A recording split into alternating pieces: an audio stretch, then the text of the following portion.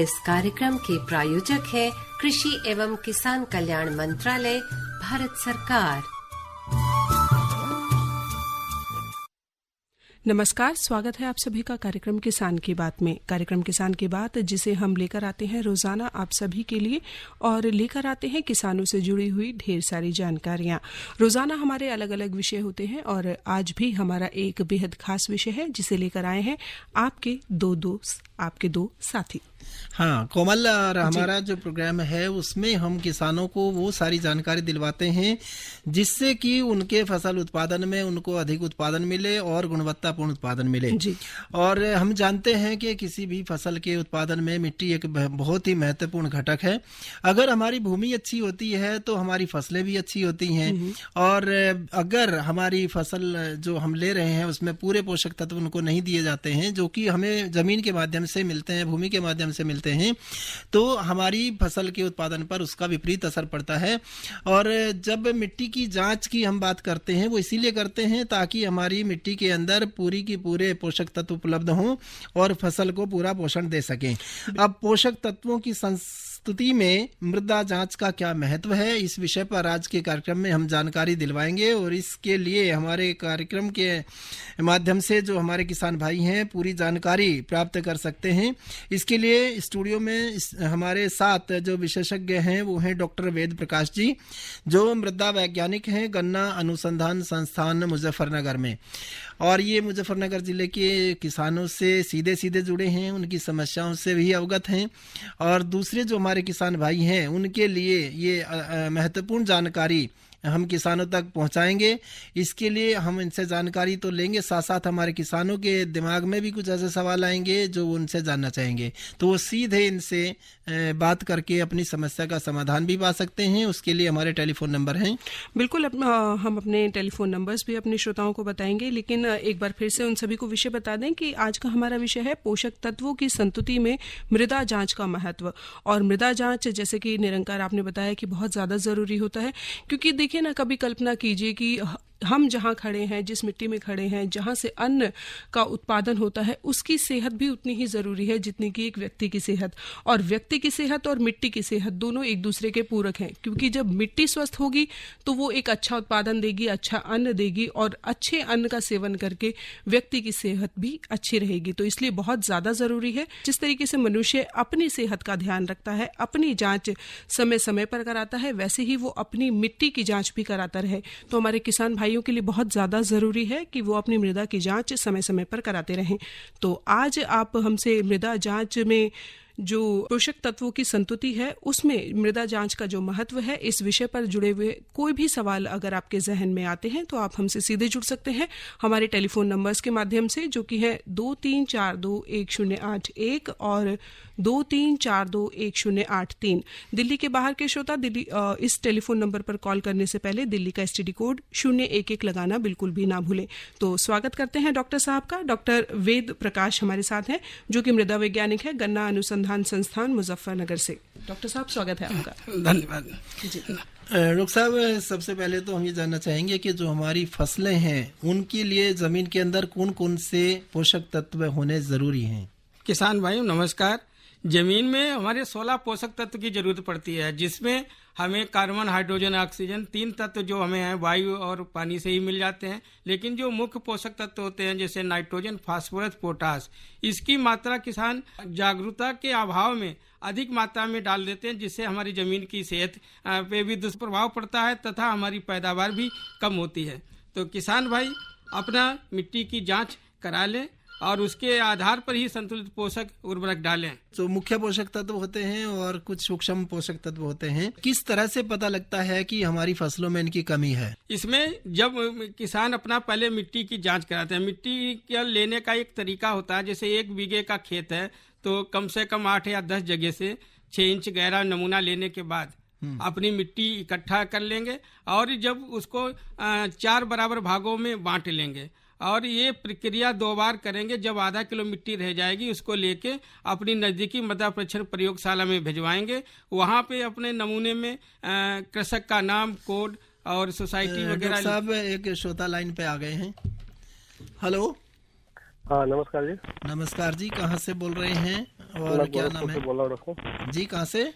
गोरखपुर से, उत्तर प्रदेश। जी, मुझे पता करना है मिट्टी की जांच कराने के लिए कहाँ कहाँ पे इसके साधन उपलब्ध है और क्या क्या करना पड़ता है। अपना नाम भी बता दीजिए। मेरा नाम योगेश मौर्य है, गोरखपुर से बोल रहा हूँ। जी, अरे मौर्य जी, ऐसा है कि आपके यहाँ ही नजदीक में गेंदा सिंह गन्ना अनुसंधान संस्थान कुशीनगर में है।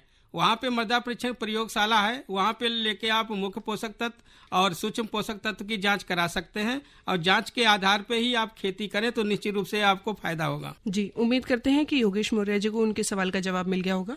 हाँ, तो लोग साहब, हम बात ये कर रहे थे कि हमने फसल लगाई है और उसमें हम ये कैसे पता करें, कैसे हमें अंदाज होगा कि कुछ पोषक तत्वों की इसमें कमी है। इसमें फसल बुवाई के पहले ही मृदा नमूना लिया जाता है। जैसे इस समय गेहूं कटाई के बाद हमारा जब खेत खाली रहता है, आगामी जो फसल हम बोएंगे, चाहे वो धान की फसल बोएं, तो उससे पहले ही हम 15 दिन पहले अपना नमूना लेके जांच करा लेंगे और उसमें ये पता चल जाएगा कि हमारे जमीन का क्या पीएच है, क्या उसमें ऑर्गेनिक मैटर की क्या स्थिति है, या उसमें उपलब्ध फास्फोरस कितने % में है, या उपलब्ध पोटास कितनी मात्रा में।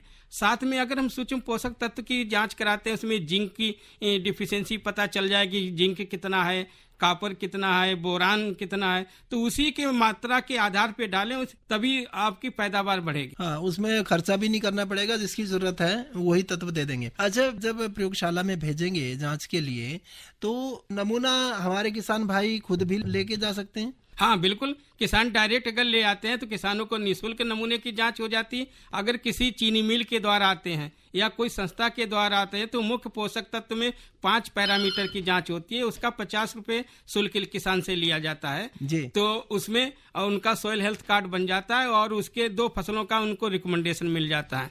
जी, अच्छा, ये आपने कहा कि किसान अपना नमूना खुद लेके प्रयोगशाला को भेज सकते हैं, तो उसमें भी एक खास टेक्निक है, कुछ न कुछ तो सावधानी रखनी पड़ेगी। तो हम ये भी जानना चाहेंगे कि किसान भाई नमूना लेते वक्त किन किन बातों का ध्यान रखें। किसान भाई नमूना लेते समय ये विशेष सावधानी रखनी है, जैसे आपके पेड़ के नीचे मृदा नमूना नहीं लेंगे, या दूसरी सावधानी ये है कि जैसे आपने कहीं गोबर की खाद का ढेर लगा रखा है या आपका कहीं मैली का ढेर लगा रखा है तो उसके पास का नमूना नहीं लेंगे। तीसरी ये है कि जब हम कभी नमूना लें तो 1-2 इंच मोटी ऊपर परत पहले उसकी खरोंच लें और खरोंचने के बाद नमूना लें। जी डॉक्टर साहब, आपको बीच में रोकना चाहेंगे लेकिन हमारे एक श्रोता टेलीफोन लाइन पर जुड़े हैं, आइए जान लेते हैं कि उनका क्या सवाल है। हेलो, मैं जितेंद्र दूसार से बोल रहा हूँ, ग्राम मऊ तहसील खैर जिला हरिगढ़, यूपी वेस्ट से। जी, मेरे 2 सवाल हैं। पहला तो मेरा सवाल है, जैसे किसी गन्ने की फसल बोई या धान की बोई या आलू की बोई, जो अगली फसल में ये पोषक तत्व काम करते हैं या नहीं करते।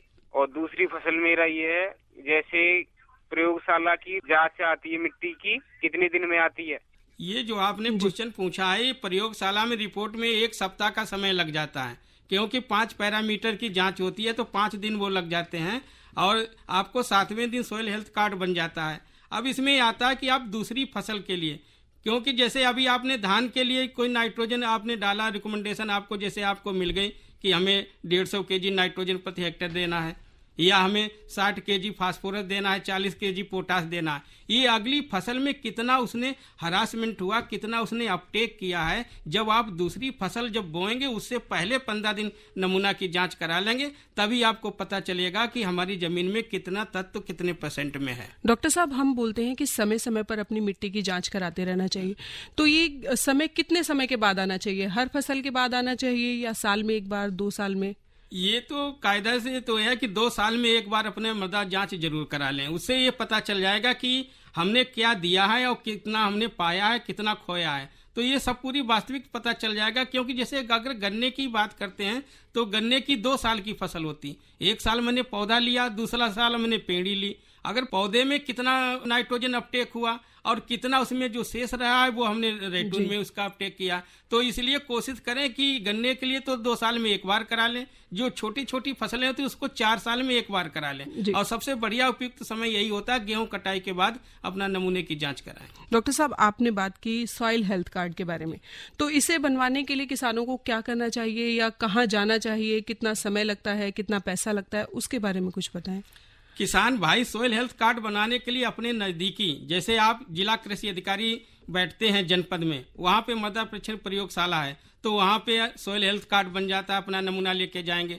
दूसरा ये है जैसे कहीं वहाँ पे अनुसंधान केंद्र है यूनिवर्सिटी के, कृषि विज्ञान केंद्र, तो वहाँ पे भी सॉइल हेल्थ कार्ड बनवा सकते हैं। या हमारे गन्ना शोध परिषद शाहजहांपुर के द्वारा हर जनपद में नहीं, करीब 8-10 जनपदों में रिसर्च सेंटर हैं, वहाँ पे भी सॉइल हेल्थ कार्ड बनते हैं। तो किसान भाई वहाँ पे भी अपना सॉइल हेल्थ कार्ड बनवा सकते हैं, और उस सॉइल हेल्थ कार्ड के आधार पे ही खेती की जाए तो निश्चित रूप से किसान की आमदनी में भी बढ़ोतरी होगी और उसमें लागत में भी कमी आएगी। अच्छा डॉक्टर साहब, ये जो गन्ना अनुसंधान केंद्र है आपका मुजफ्फरनगर में है, जो मुजफ्फरनगर जिला या शामली जिला साथ साथ हैं, उनमें कहाँ कहाँ मृदा परीक्षण के लिए प्रयोगशालाएं हैं? अभी शामली जनपद की बात करते हैं तो शामली में सरदार वल्लभ भाई पटेल कृषि विश्वविद्यालय है, तो वहाँ पे कृषि विज्ञान केंद्र है, तो वहाँ पे भी मृदा परीक्षण प्रयोगशाला होती है, तो वहाँ पे सॉइल हेल्थ कार्ड बनवा लें। या थोड़ा आगे शामली से चलेंगे, एक बघरा पड़ता है, तो बघरा में भी कृषि विज्ञान केंद्र है, वो भी सरदार वल्लभ भाई पटेल का है, तो वहाँ पे भी मृदा परीक्षण प्रयोगशाला होती है। और साथ में अगर मुजफ्फरनगर में भी आते हैं तो वहाँ पे भी गन्ना अनुसंधान केंद्र है, तो वहाँ पे भी मृदा परीक्षण प्रयोगशाला है, तो वहाँ पे भी सॉइल हेल्थ कार्ड बनता है। यानी प्रत्येक जनपद में मृदा परीक्षण प्रयोगशाला है, किसान वहाँ से अपना सॉइल हेल्थ कार्ड बनवा ले, बहुत जरूरी है, क्योंकि हम इतनी ज़्यादा रासायनिक खाद डालते हैं जिससे हमारी आज मृदा का स्वास्थ्य बिल्कुल खराब हो चुका है, और उसको स्वास्थ्य को हमें सुधारना हमारी पर दायित्व है कि हम सही तरीके से उसमें उर्वरा शक्ति उसकी बढ़ाएं और उससे हम उत्पादन अधिक लें।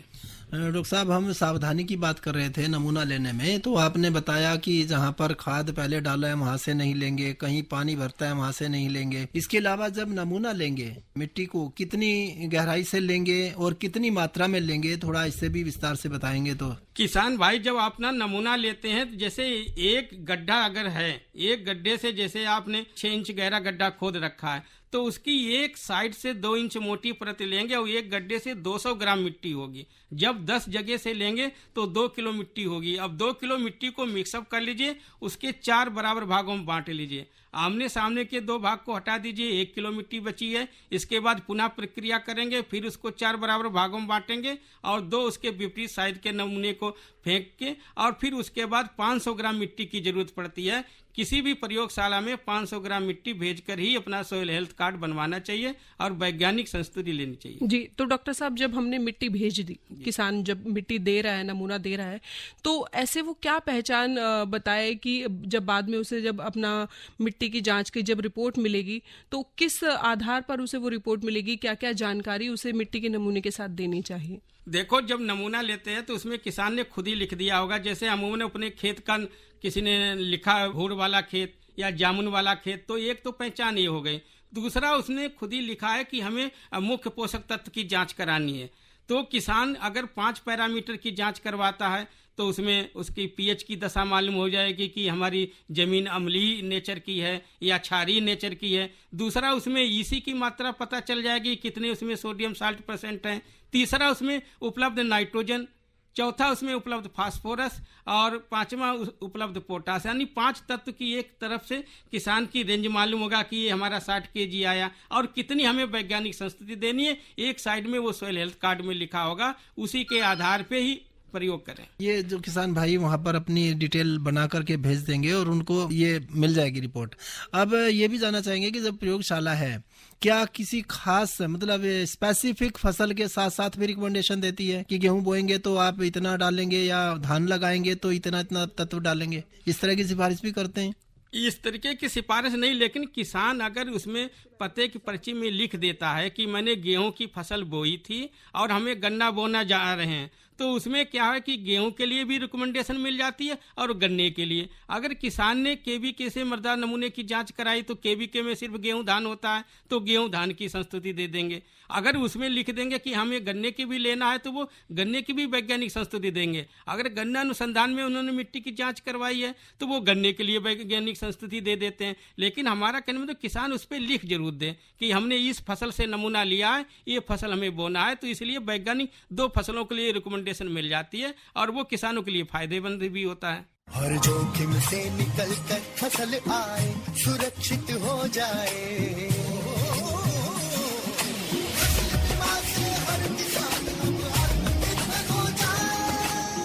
संकट संकट के समय प्रधानमंत्री फसल बीमा योजना किसानों के लिए वरदान है।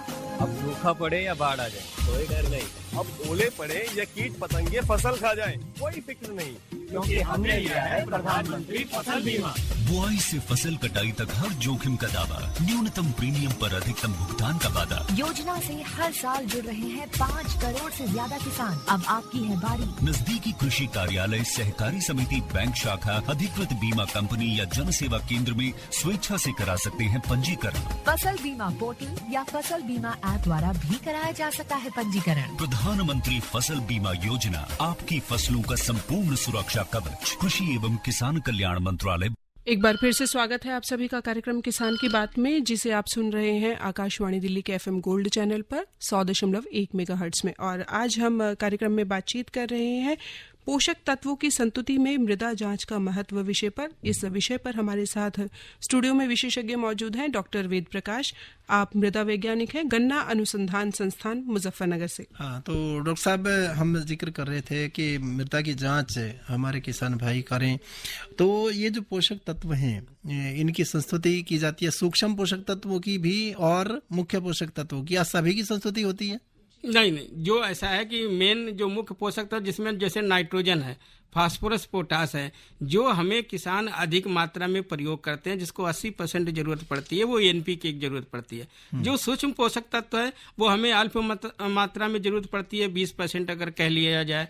तो जैसे जिंक की अगर हमने डिफिशियंसी देखी, वो किसी भी फसल में तो 25 kg जिंक सल्फेट प्रति हेक्टेयर रिकमेंडेशन है। वो चाहे हम धान की रुपाई करें उस समय भी जिंक डाल लें, या गन्ने की बुवाई करें तो उसमें भी डाल लें। तो वो तो संस्तुति होगी अगर उसके अंदर कमी है। मेरा मतलब था कि जो मुख्य पोषक तत्व हैं और सूक्ष्म पोषक तत्व हैं उनकी केवल उनकी संस्तुति आती है जिनकी किसान भाई जानना चाहता है। जी अच्छा, जो आपने बताया कि सूक्ष्म तत्व हैं, ये तो जांच में कई बार पता नहीं लगता अगर नहीं पूछा है, तो इसकी पूर्ति कैसे करें? इसके लिए जैसे हर फसल के लिए एक सूक्ष्म पोषक तत्व का 10 kg या 5 kg का पैकेट बनाया है। उसमें आपका कॉपर भी है, आयरन भी है, मैंगनीज भी है, बोरान है, तो वो भी बुवाई के समय उसमें कूड़ में उसमें डाल दिया जाता है, जिससे हमारे वो जितने सूक्ष्म पोषक तत्व सभी की पूर्ति हो जाती है। तो किसान भाई सूक्ष्म पोषक तत्व का भी प्रयोग कर सकते हैं। जी, तो जो हमारे किसान भाई हैं, क्या जैव पदार्थों के माध्यम से भी ये अपनी फसल को दे सकते हैं? नहीं, जैव पदार्थ तो अलग की बात होती है। जैसे जैव पदार्थ अगर देखा जाए, जैसे फास्फोरस है, तो फास्फोरस में हमें इसकी एबिलिटी को बढ़ाएं तो इसका नाम एक PSB आती है।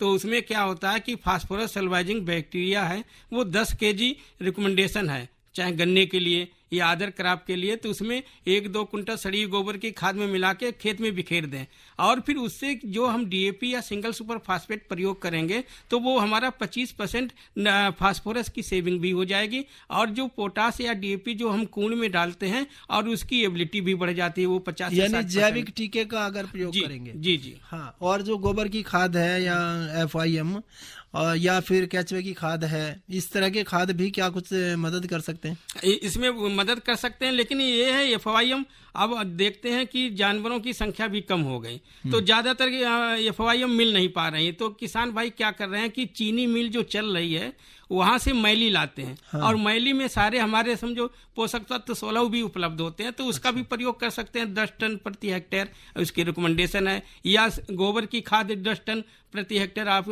डाल सकते हैं। उससे भी हमारे जमीन में सारे पोषक तत्व भी मिल जाते हैं। जो किसान को बुवाई के समय पे उपलब्ध हो जाए वो चीज आप डाल सकते हैं किसान लोग। यानी जो गन्ने की मैली है जी, उसको भी वो प्रयोग में ला सकते हैं। इसके साथ साथ जो हमारे किसान भाई हैं, जो किसानों के अलावा कुछ शहरों में भी रहते हैं, वहां पर जो गमले के अंदर कुछ चीजें उगाते हैं, तो वो किस तरह का ध्यान रखें गमले तैयार करते समय? वो किसान जैसे अगर गमले हैं तो गमले का कुछ एक रेशियो होता है। जैसे हमें FIM डालना है तो FIM और प्लस मिट्टी, जैसे उसका 50-50 का अगर रेशियो रख लें तो उसमें FIM जैसे नाइट्रोजन भी मिल जाता है 0.5 से लेके 1% तक, और उसमें 2% इसमें फास्फोरस भी मिल जाता है और पोटास भी मिल जाता है। तो ये दोनों में मिक्सचर बना के सबसे पहले इसमें मिट्टी गमले में भर लेंगे, उसके बाद भी कोई उसमें पौधा को रोपित कर देंगे और फिर उसमें पानी लगा देंगे, तो उसमें सारे तत्व उसको मिल जाएंगे। यानी कि पहले से ही पोषक तत्व उसमें उपलब्ध डाल करके तब तैयार करें। तब तैयार करें। तो डॉक्टर साहब, आपसे जानकारी बहुत अच्छी मिल रही है, लेकिन क्यों ना निरंकार आज कार्यक्रम में मनोरंजन भी करा दिया जाए अपने सुनने वालों को। बहुत अच्छा रहेगा। बिल्कुल, और उनको सुनवाते हैं ये गीत, जिसमें इस गीत में भी कहा जा रहा है कि अगर धरती का ध्यान रखेंगे तो धरती जो है आपका ध्यान रखेगी, आपकी उत्पादक क्षमता बढ़ेगी, आपका उत्पादन बढ़ेगा। तो धरती को आप एक बार पुकार के तो देखिए।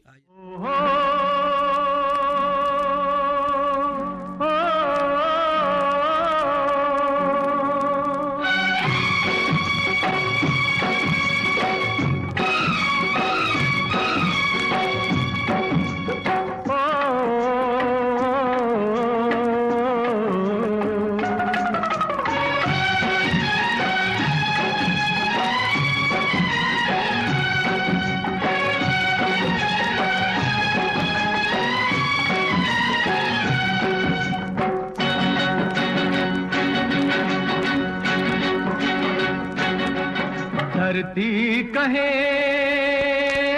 पुकार के, धरती कहे पुकार के, ओ मुझको चाहने वाले किस लिए बैठा हार के। मेरा सब कुछ उसी का है जो छू ले मुझको प्यार से। धरती कहे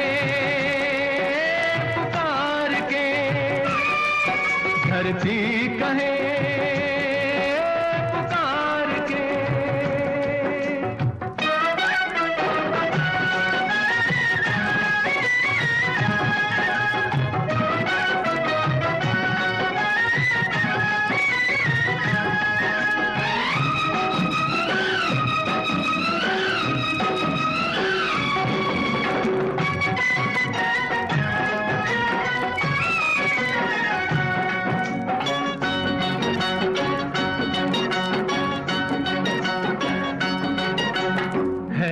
अजब सी बात जिस पे मुझको हंसना आए,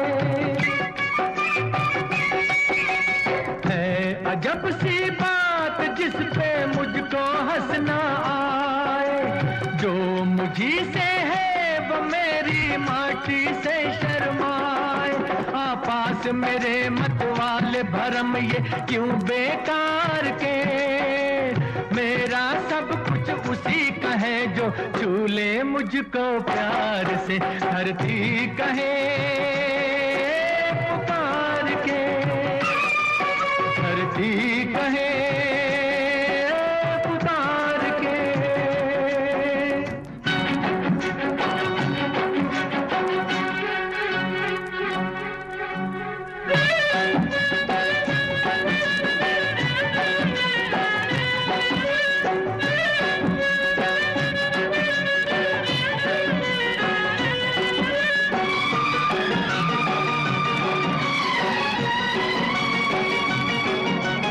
आबरू जग में उसी की जो बस इतना जाने। आबरू जग में उसी की जो बस इतना जाने। हल चले एक हाथ में एक हाथ कलम को थामे। फिर तुझ पे शीश झुकेंगे सारे ही संसार के। मेरा सब कुछ उसी का है जो छू ले मुझको प्यार से। धरती कहे पुकार के, धरती कहे पुकार के। ओ मुझको चाहने वाले किस लिए बैठा हार के। मेरा सब कुछ उसी का है जो छू ले मुझको प्यार से। धरती कहे पुकार के, धरती कहे। कार्यक्रम चल रहा है किसान की बात और आज हम कार्यक्रम में बातचीत कर रहे हैं पोषक तत्वों की संतुति में मृदा जांच का महत्व। और मृदा जांच जो होती है ना निरंकार, वो एक तरह से मिट्टी की कुंडली होती है जो कि उसकी ताकत और कमजोरियों को बताती है। ये किसानों को अंधाधुंध खाद डालने से बचाती है जिससे पर्यावरण भी सुरक्षित रहता है। तो किसानों को अपनी मिट्टी की जांच समय समय पर कराती रहनी चाहिए। उसके क्या क्या फायदे हैं और उससे वो किस तरीके से लाभ ले सकता है, उत्पादन बढ़ा सकता है, ये सभी जानकारियां देने के लिए आज हमारे साथ स्टूडियो में मौजूद है डॉक्टर वेद प्रकाश, जो कि गन्ना वैज्ञानिक है, गन्ना अनुसंधान संस्थान मुजफ्फरनगर से। डॉक्टर साहब, एक बार फिर से स्वागत है आपका कार्यक्रम में। डॉक्टर साहब, जैसे कि आपने बताया जांच कराते हैं किसान भाई, तो जीवांश को बढ़ाने के लिए क्या कर सकते हैं? जीवांश के बढ़ाने के लिए हरी खाद ज़्यादा महत्वपूर्ण है, जिसमें ढैंचे की क्रॉप उसमें बो दें, जिससे उसकी जो पत्तियां होती हैं वो एस्टिक नेचर की होती हैं। जहां हमारा जीवांश लो कंडीशन में आया क्षीण अवस्था में, तो निश्चित रूप से वो हमारा मध्यम रेंज में पहुंच जाता है। दूसरा, अगर हमारा पीएच जहां 8.2 हो गया है, वो पीएच डाउन करके 6.5 से 7.5 के बीच में आता है, तो इससे भी हम पीएच को डाउन कर सकते हैं और सोइल हेल्थ को भी बढ़ा सकते हैं। दूसरी फसल ये है कि जैसे हम मूंग भी अगर हम ले लें, गन्ने के बीच में अंतर फसलें, तो उसमें भी मूंग में उसकी जो दाना है उसकी हम दाल का भी प्रयोग कर सकते हैं, और जो उसकी जड़ें हैं वो हमारा समझो नाइट्रोजन की भी 25% सेविंग करती हैं और पीएच को भी डाउन करता है मूंग। अच्छा, गोबर गैस में जो सलरी निकलती है वो भी कुछ फायदा कर सकती है? हाँ, वो भी फायदा कर सकते हैं। उसमें भी हमारे एनपीके का भी अच्छा रेशियो है और साथ में उसमें कुछ सूक्ष्म पोषक तत्व भी आ जाते हैं, जैसे कॉपर भी है, आयरन भी है, बोरान भी है, इसमें भी कुछ मात्रा में आता है, तो वो भी प्रयोग कर सकते हैं स्प्रे के रूप में। अच्छा, जैसे जांच के बाद मुख्य पोषक तत्व हमारा किसान भाई दे रहा है, अगर वो जीवांश खाद में नहीं देते हैं तो क्या कुछ इनके कंजप्शन पे फर्क पड़ता है? देखो, अगर जीवांश नहीं हमारे खेत में, अगर हम कोई भी खाद देते हैं तो वो पूरी मात्रा में नहीं प्रयोग हो पाता है, वो वहीं पे समझो फिक्स हो जाती है। अगर जैसे फास्फोरस है तो वो फास्फोरस फिक्स हो जाएगी, या हमारा नाइट्रोजन है वो लीच कर जाएगी। तो हमारा कहना है अब ये तो एक तरीके का हाजमा है। अगर मनुष्य के पेट का हाजमा सही रहता है तो कुछ भी खा सकता है। अगर जमीन में जीवांश मध्यम रेंज में है तो हम नाइट्रोजन, फास्फोरस, पोटास की पूरी मात्रा वो ग्रहण कर लेते हैं। डॉक्टर साहब, आपने इतने विस्तार से हमारे श्रोताओं को इतनी महत्वपूर्ण जानकारी दी, इसके लिए डॉक्टर वेद प्रकाश जी आपका बहुत बहुत धन्यवाद। और कोमल, अब कार्यक्रम का जो समय है वो समाप्त होने को है, हम अपने श्रोताओं से इजाजत चाहेंगे। बिल्कुल, श्रोताओं से इजाजत चाहेंगे और उन सभी का धन्यवाद करना चाहेंगे कि आप कार्यक्रम में जुड़े और आज के विषय से संबंधित अपने सवाल किए, अपने सवालों के जवाब पाए। इसी तरीके से हमारे साथ जुड़ते रहिए, हम रोजाना नए नए विषय आप सभी के लिए लेकर के आते रहेंगे। तो फिलहाल आज के इस अंक से मुझे यानी कोमल और निरंकार को दीजिए इजाजत। आप सभी को नमस्कार। इस कार्यक्रम के प्रस्तुतकर्ता शिवनंदन लाल। इस कार्यक्रम के प्रायोजक थे कृषि एवं किसान कल्याण मंत्रालय, भारत सरकार।